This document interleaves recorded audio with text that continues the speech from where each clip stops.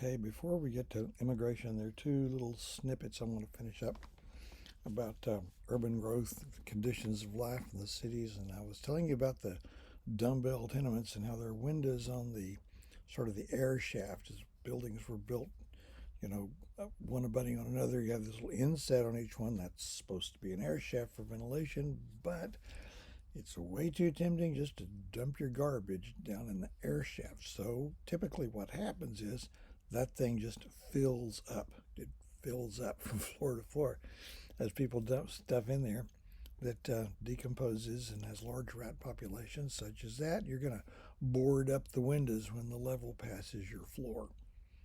Okay, that's got health problem written all over it as well as fire hazard. Okay, the other thing here, we're talking about all these horses. Horses are not immortal like people. Someday they die. And let's say you have a horse and your horse dies, or somebody else's horse dies. That's a bigger problem than if your cat dies. Got it? So there was a time, and again, New York City is always the test case poster child. At the worst time, whoever is in charge of sanitation in New York City was having to find a way to dispose of, on average, 140 dead horses per day. They didn't get to all of them. In poorer neighborhoods, which were less well served, wasn't terribly uncommon for a dead horse just to lie there and rot, decay down to just the skin and the bones, and not ever be picked up. That's going to make life pleasant, isn't it? Okay, that's done with that. Our last topic that we'll deal with in the lecture video will be immigration. That's something of an issue now in a different way then. Start out with the reference to the United States being called a nation of immigrants for the very simple reason that only about 2% of the U.S. population are of primarily Native American ancestry. I'm not talking full blood, I'm just talking 50% or more.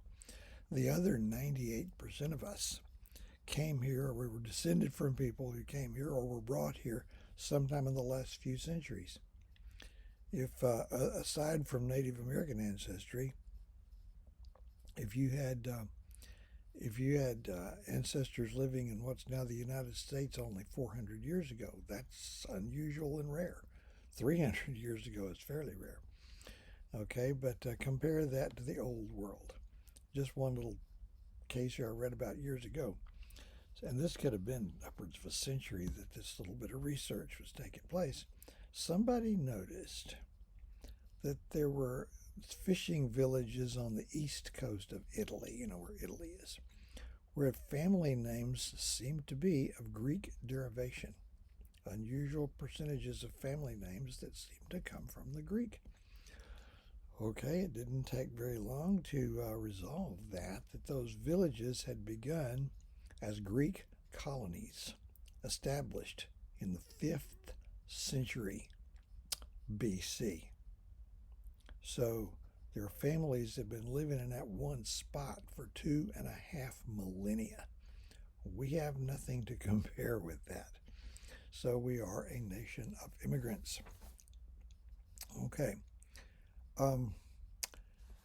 The most important thing here, as far as a possible essay question, would be that you need to be able to know the difference between what we call the old immigration and the new immigration. We'll put them in timeline order.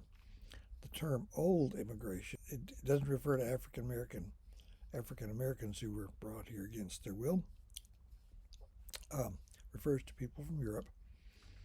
The old immigration was hugely predominant until at least the 1880s.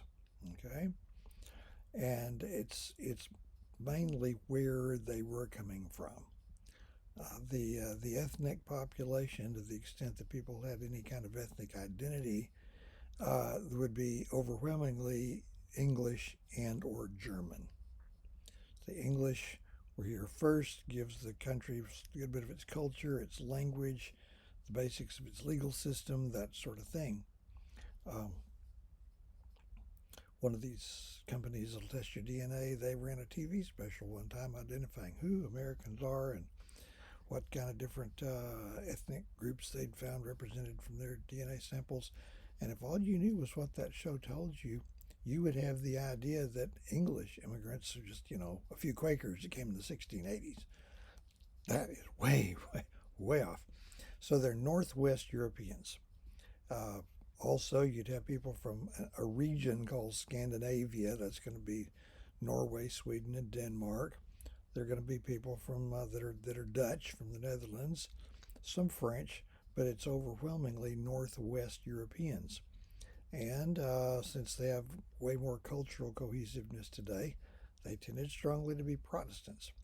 So, through the end of the 1870s, to the extent that anybody thought about it, I don't think they did that much, they would just have assumed, and when everybody assumes the same thing, it's not really a topic of conversation, that the word American referred to a white person or a Protestant descended from people who came here from Northwest Europe. If you had introduced to them the concept of diversity, there's another word that wasn't that current at the time, they would have thought there was about as much diversity as they're prepared to handle. Because some of us are of English background, some of us are Scottish, some of us are German, they're Dutchmen. The Scots are known to be penny pinchers. And that seemed like a lot of diversity. People like that would be indistinguishable today.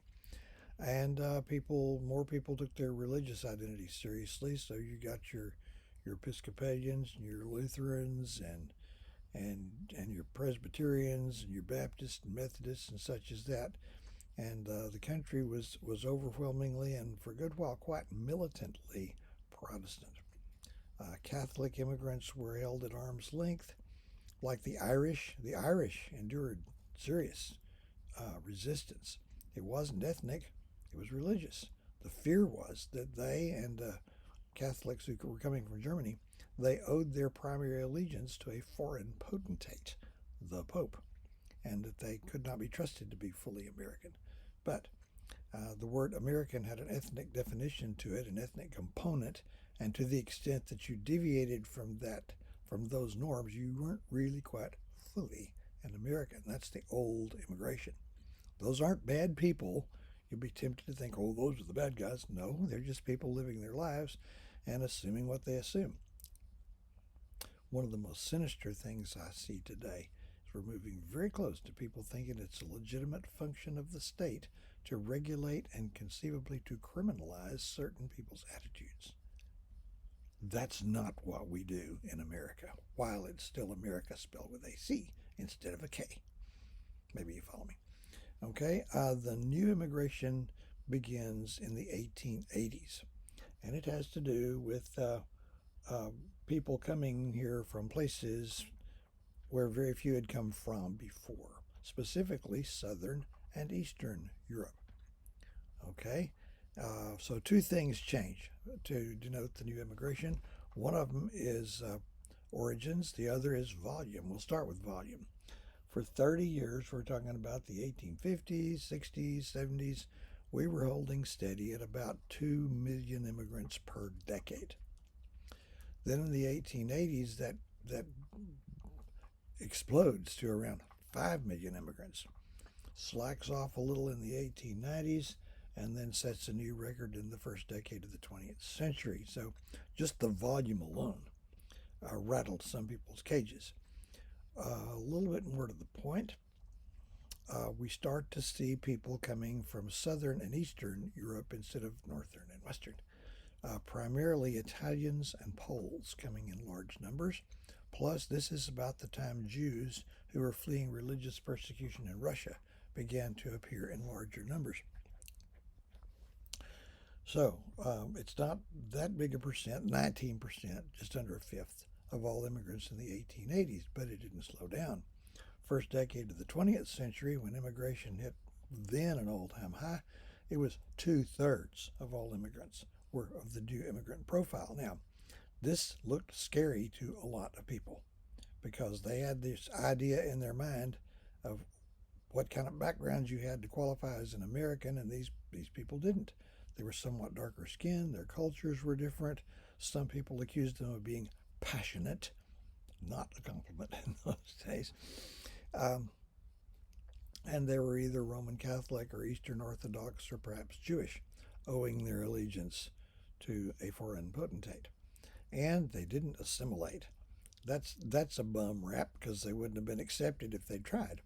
But they tend to congregate in the big northeastern cities in ethnic neighborhoods. Now, they didn't sift out into Polish neighborhoods and Italian neighborhoods. They tended to be mixed up, but they settle there and they do exactly what we would do in circumstances like that. They attempt to recreate or to continue life and culture as they had known it back in the old country.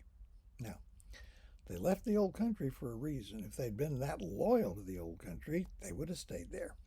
So many of them came here eager to adopt the new identity as Americans. But um, they didn't just learn the language right away, and that looks scary.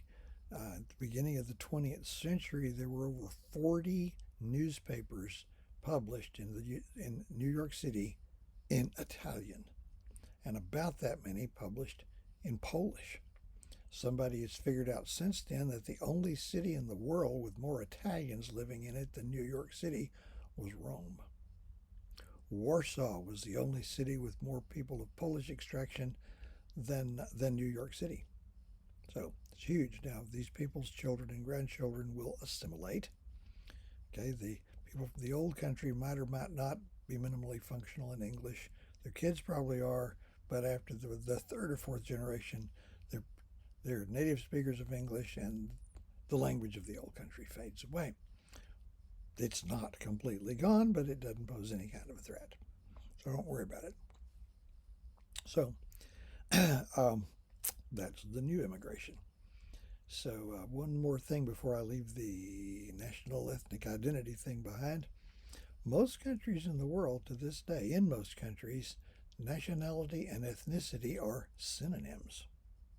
Okay, for example, I doubt that anybody in my classes could move to Japan and live there long enough to become Japanese, because you're not Japanese unless you're Japanese. You can't assume the national identity unless you're born with the ethnic identity. I could not move to Mexico and become a Mexican. They would not allow it. Mexico has very severe and strict immigration laws, and in their laws, in the first sentence, it proclaims the purpose to be to maintain the existing ethnic profile. Now, my colleague, Mr. Castillo, has designated me an honorary Mexican, so I'll bear that proudly. Well, these days I might have to learn the language. So, old versus new immigration, and it's going to change the national ethnic identity, and it's going to there's some issues that'll come to a head big time in the 1920s when we get there in the third unit. But um, that's what we have now today. The word American has no ethnic component to it.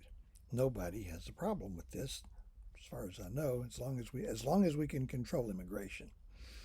Uh, Anybody can come from anywhere, and by agreeing to accept American as their primary identity, accepting some very basic political precepts, and doesn't hurt if you learn the language. Language can be a uniter or a divider. We want it to be a uniter. They can become an American. Not an issue. So, and they don't think of themselves as anything other than Americans, and that is how it should be. Okay. Um, okay, what problems did these people face?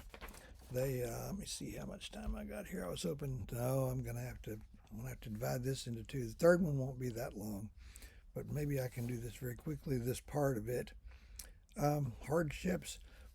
They have left a land that their ancestors have lived in for centuries upon centuries, if not millennia. Tearing yourself away from that can't be easy. Plus, they may not know their way around their own country. They got to find their way to a seaport, find enough money to board a ship for America and the cheapest part of the ship. They're going to get here. They're not going to know the language or how to count the money. It's going to be a hardship. And as I say, they will try to reproduce life as they'd known it back home.